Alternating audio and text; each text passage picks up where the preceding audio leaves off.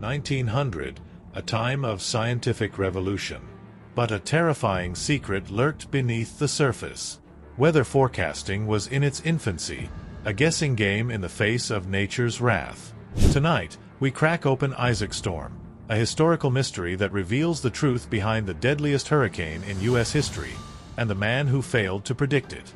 Book name is Isaac Storm, A Man, a Time, and the Deadliest Hurricane in History, by Erik Larson. In the late summer of 1900, Isaac Klein, a diligent meteorologist for the U.S. Weather Bureau, found himself at the heart of a burgeoning Galveston, Texas. The city was a beacon of prosperity, known as the Wall Street of the South, with its bustling ports, grand hotels, and thriving economy. Isaac, stationed in Galveston, believed firmly in the predictive power of modern science. He was responsible for monitoring the weather and issuing warnings, confident in the accuracy of the Weather Bureau's protocols. At the turn of the 20th century, meteorology was still a developing science.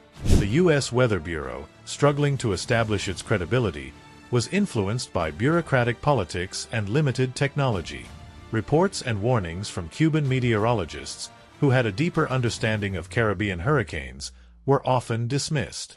This bureaucratic arrogance, coupled with a sense of scientific invincibility, set the stage for an impending disaster. As summer waned, an ominous storm began to brew in the Atlantic. It slowly made its way across the ocean, growing in strength and fury.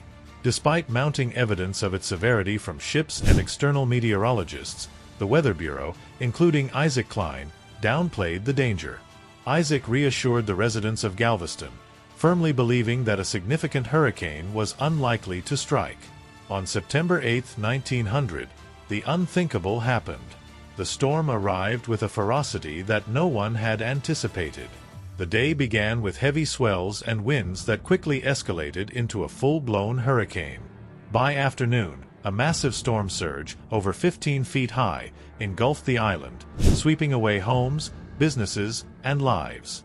The vibrant city of Galveston was transformed into a scene of chaos and destruction. Isaac Klein, despite his scientific knowledge, was caught in the storm's deadly grip.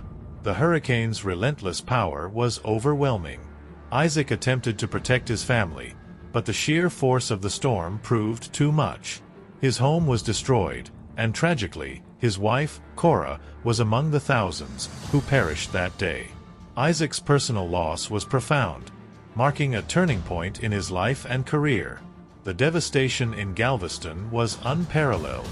Entire neighborhoods were obliterated, and the death toll climbed into the thousands, making it the deadliest natural disaster in U.S. history. The survivors, including Isaac and his brother Joseph, who also worked for the Weather Bureau, faced an unimaginable aftermath. They witnessed scenes of destruction and heartbreak, as bodies were recovered and the massive task of rebuilding began. The hurricane exposed significant flaws in the U.S. Weather Bureau's forecasting methods and the nation's disaster preparedness.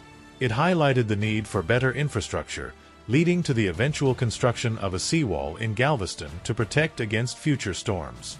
The disaster also prompted advancements in meteorological science, pushing for more accurate and reliable weather prediction techniques.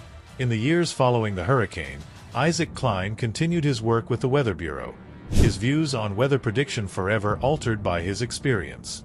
The storm had taught him a humbling lesson about the limits of human understanding and the unpredictable power of nature.